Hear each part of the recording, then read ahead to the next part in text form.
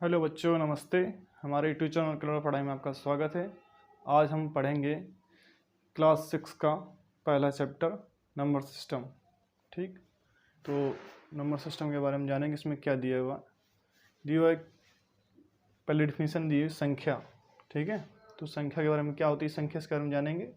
लिखा हुआ कि कितनी वस्तुएं हैं का जिससे पता चलता है उससे क्या कहते हैं, संख्या कहते हैं। जैसे हम कहें, क्या कहें, सेबों की संख्या, फलों की संख्या, कक्षा में छात्रों की संख्या, घर में सदस्यों की संख्या।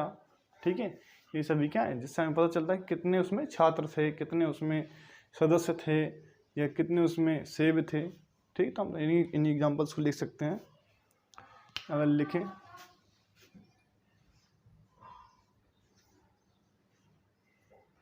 देखिए जैसे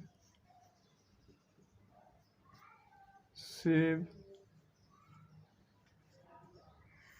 की संख्या,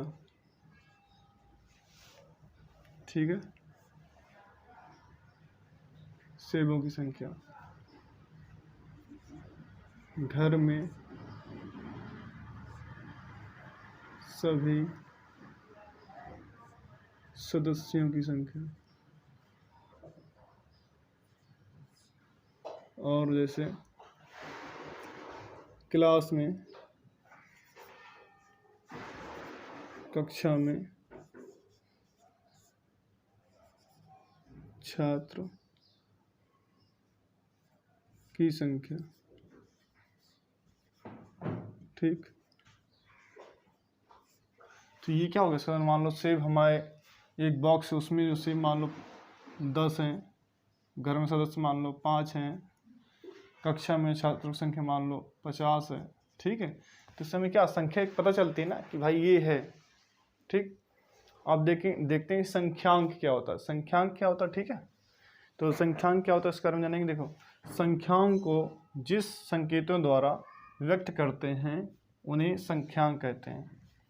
संख्यांक का अर्थ है संख्या को लिखने के लिए प्रयुक्त अंक। जैसे एग्जाम्पल लिखा हुआ अपना, जैसे लिखा हो 2 को हम ऐसे नोट करते हैं, 5 को ऐसे, 7 को ऐसे, 9 को ऐसे। ठीक है, मतलब जो हम लिखते हैं संख्या, हिंदी में हम लिखा उसको मतलब बोलते हैं, उसको हम अगर लिख दें एक नंबर देकर, मतलब जो हम लिखते हैं नंबर, जैसे 1 से लगा के 100 तक गिनती में लिख दें, तो क्या है वो जो है क्या हो जाएगा, वो जो है संख्यांक हो जाएगा, अगर हमने उसको नंबर एक नंबर के रूप में लिख दिया। ठीक है, जैसे अब देखिए एक पॉइंट लिखा हुआ है कि सबसे छोटी संख्या प्राप्त करने के लिए शून्यतर, शून्यतर का मतलब होता है शून्य के अलावा जितने भी हैं। ठीक है, शून्यतर मतलब शून्य को छोड़कर अन्य सभी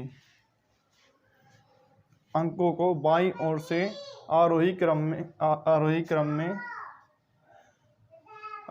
में लिखा जाता है, तो क्या हमें छोटी संख्या, सबसे छोटी संख्या प्राप्त होती है।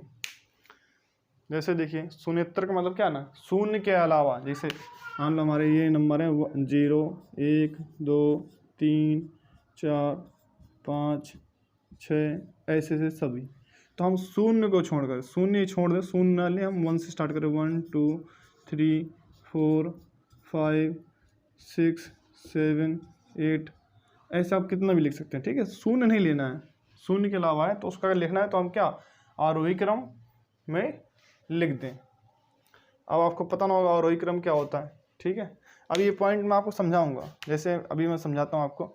जैसे मान लो हमें 2, 1 और 5 से एक सबसे छोटी संख्या बनानी है। क्या करनी है, सबसे छोटी संख्या बनानी है। अब इसको हम छोटी छोटी संख्या बनानी है, तो हम जो लिखा हुआ ना कि सबसे छोटी संख्या का प्राप्त करने के लिए शून्यतर अंकों को बाईं ओर से लिखा जाता है आरोही क्रम में, वो भी। ठीक है, तो देखो आरोही क्रम में लिखेंगे तो सबसे छोटा इसमें कौन है, सबसे छोटा हमारा 1 है, फिर हमारा 2 है, फिर 5 है। तो इसको हम आरोही क्रम में क्या होता है, छोटे से बड़ा। ठीक है, क्या छोटे से बड़ा, तो छोटा हमारा कितना 1 है, और फिर क्या है, 2 है और 5 है। तो हमारे देखो सबसे छोटी संख्या बन गई ना, उनके 3 अंकों की सबसे छोटी संख्या क्या है, 1, 2, 5, मतलब 125, 125। ठीक है, तो ऐसे फिर एग्जांपल ले लें, अगर हम मान लो 5, 8, 9। हमें इसमें सबसे छोटी संख्या बनानी है इन नंबरों से, तो हमें क्या करना, हमें केवल जो है आरोही क्रम में लिख देना है इनको। आरोही क्रम में देखो क्या होता है, पहले आएगा 5, फिर 8, फिर 9। मतलब इन 3 नंबरों से सबसे छोटी संख्या कौन सी बनेगी, 589, मतलब 589। ठीक है, तो आप समझ गए होंगे इस पॉइंट का मतलब क्या है। फिर इसके बाद देखते हैं आप आरोही क्रम और अवरोही क्रम। तो सबसे पहले हम देखते हैं यहाँ पे, देखिए मैंने लिखा है इसमें आरोही, ठीक, और फिर मैंने लिखा है यहाँ पे अवरोही। ठीक, आप लोगों को बड़ा कन्फ्यूजन होता है कि अवरोही में क्या होता है, अवरोही में क्या होता है। ठीक है, तो ये आज मैं आपका कन्फ्यूजन दूर कर दूंगा। ठीक है, जैसे आप देखिए कि अवरोही, ठीक है, अवरोही और आरोही। आरोही में देखिए कितने अंक हैं, छोटा है, फिर रा है और फिर हा है, मतलब 3 अंक है। ठीक है, और इसमें छोटा है मतलब आ है, वाह है और रा है और हा है, मतलब इसमें 4 अंक। ठीक है, ये 3 अंक। और लंबा भी आपको यही लग रहा होगा, नहीं बड़ा, मतलब इसको कहें बड़ा। देखो अगर बड़ा ये लग रहा है तो मतलब बड़ा, अगर ये लगा तो मतलब आरोही हमारा कितना है, बड़ा है, और आरोही छोटा है। तो छोटे से, और आरोही में तो ना छोटा छोटा है ना, तो छोटे से बड़ा। ठीक है, क्या करेंगे इसमें, छोटे से बड़ा, क्योंकि छोटा है ये, तो छोटे से बड़ा। और अवरोही, तो अवरोही क्या, इससे तो बड़ा है, तो क्या बड़े से छोटा। एक आपको याद करने के लिए मैंने पॉइंट दे दिया। ठीक है, क्या कि लेंथ में बड़ा है, तो हम क्या देखेंगे कि बड़े से छोटा। आरोही छोटे से बड़ा, क्योंकि ये छोटा है तो छोटे से बड़ा। ठीक है, आप समझ गए होंगे। तो हम यहाँ पे थोड़ा लिख भी देते हैं यहाँ पे। ठीक है, मगर लिख दूँ यहाँ पे, क्या लिख दूँ, आरोही में क्या करेंगे, एक बार बोलिए फिर से आप, छोटे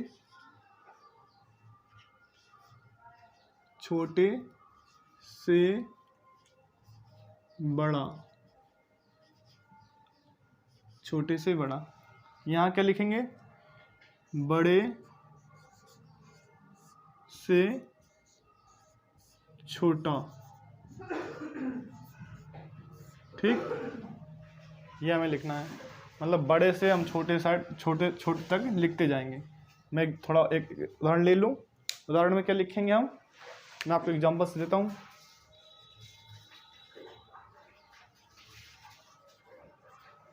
उदाहरण, और यहाँ पे हमें उदाहरण देना पड़ेगा। ठीक, हमने सबसे पहले एक उदाहरण लिया यहाँ पे, फर्स्ट नंबर। इसमें देखिए मैंने लिखा कि 1, 5, 6। इसको क्या करना, हमें आरोही क्रम में लगाना है। किस क्रम में लगाना है, आरोही क्रम में। ठीक है, तो आरोही क्रम में लगाना है, तो आरोही क्रम में क्या, छोटे से बड़ा।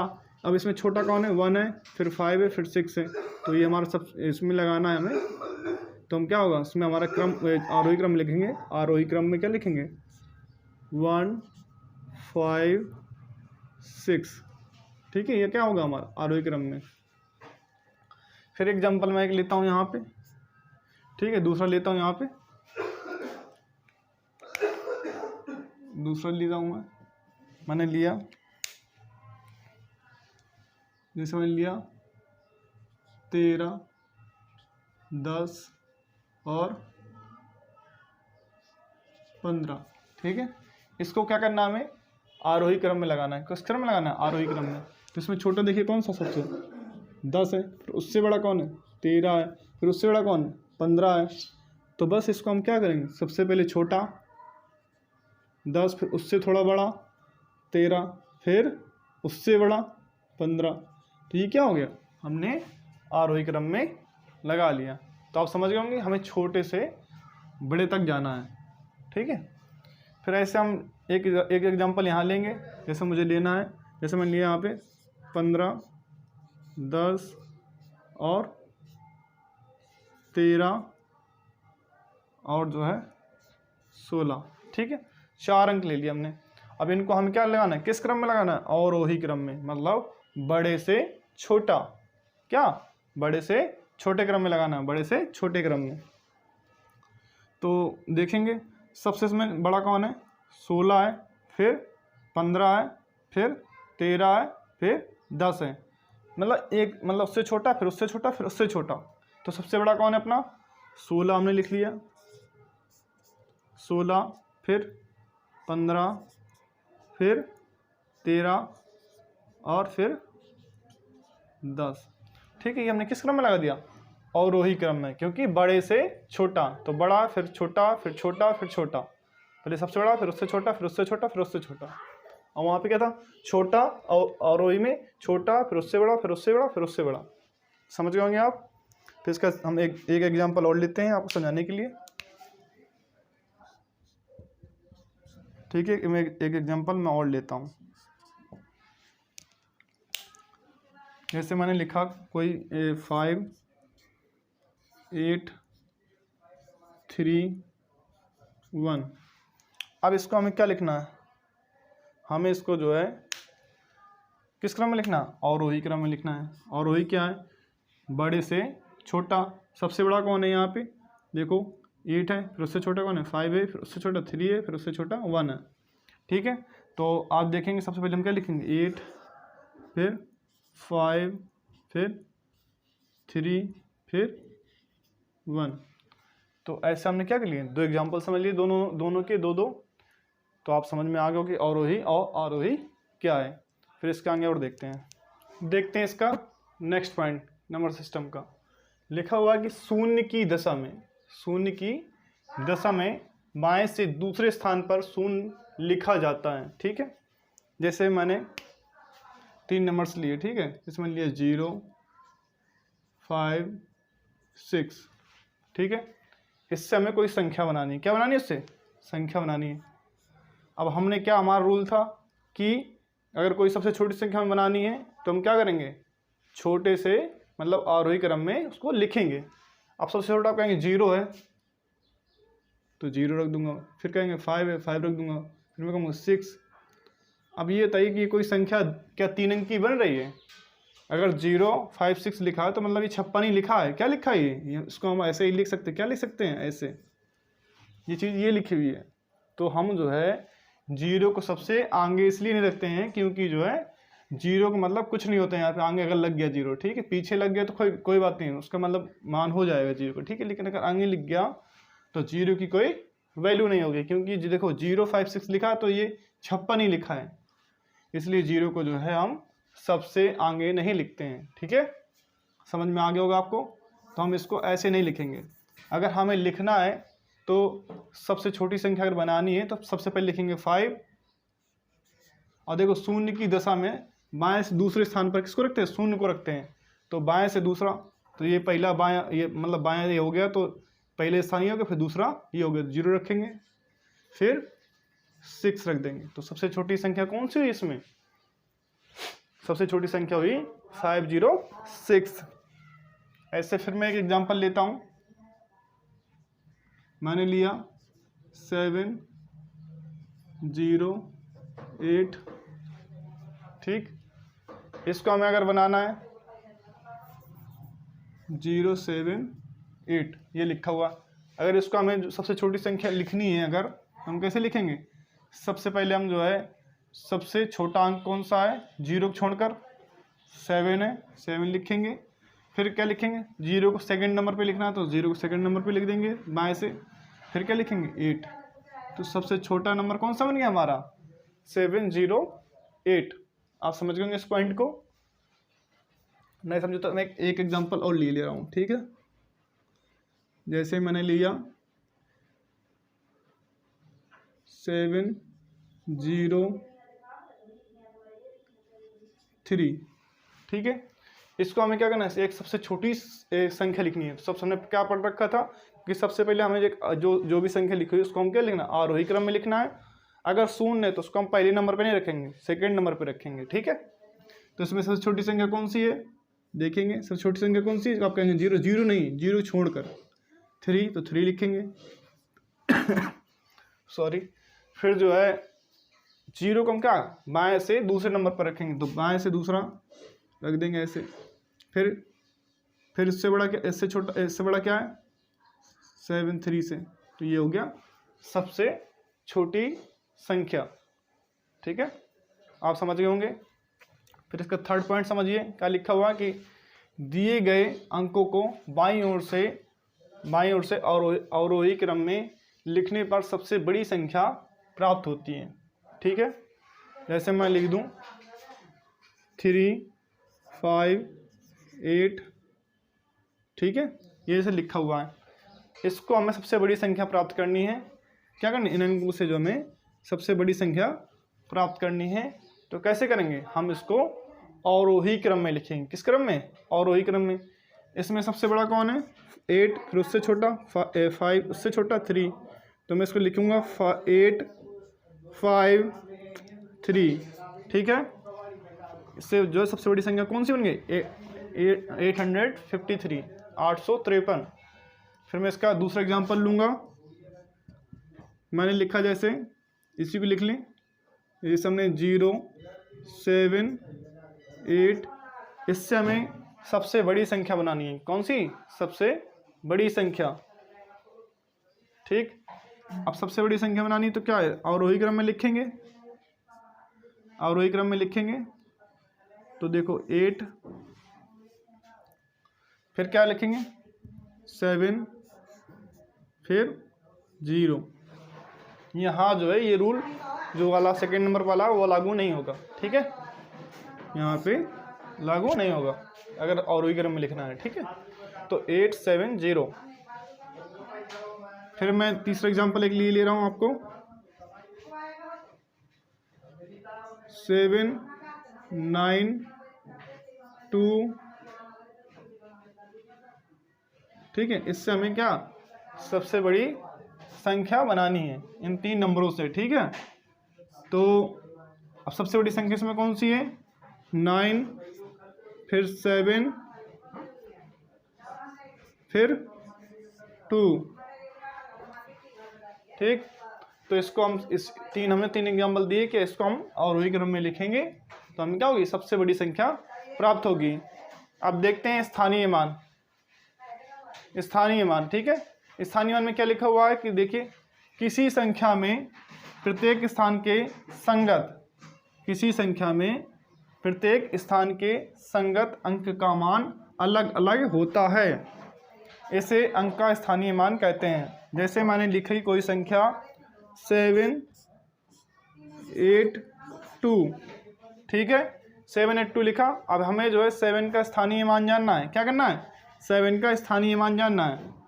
तो 7 के स्थानीय मान जानना है तो 7 लिख के जो है, देखो मैं यहाँ से लिखना चालू करता हूँ।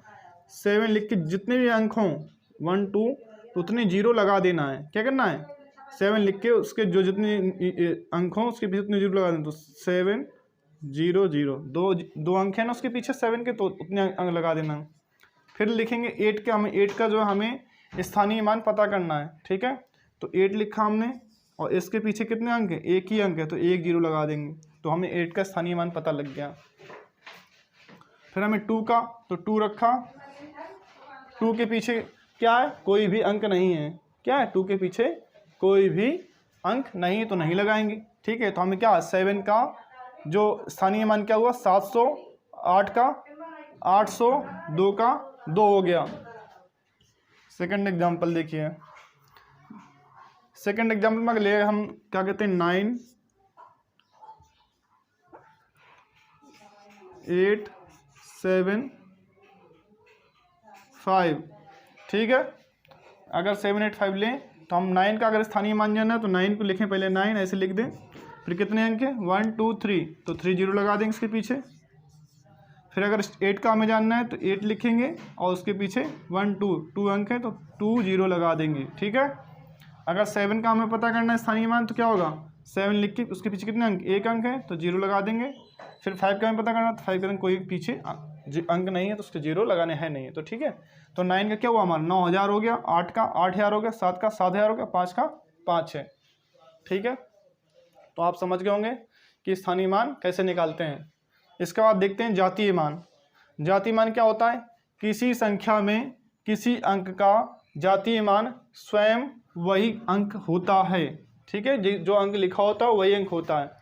जैसे मान लिखा मैंने 5, 9, 8 कोई संख्या लिखी। अब इसमें 5 का हमें जातीय मान जानना है, तो 5 का जातीय मान क्या होगा, 5 का जातीय मान वही संख्या होती है, कौन संख्या होती है, जो लिखी होती है, 5 ही हो जाएगा। अगर 9 का जातीय मान पता करना है तो क्या होगा, 9 हो जाएगा। ऐसे हमें 8 का पता करना है तो 8 हो जाएगा, ठीक है। तो जातीय मान क्या होता है, जो अंक लिखा होता है वही होता है उसका जातीय मान। तो आप समझ गए होंगे जो मैंने समझाया है।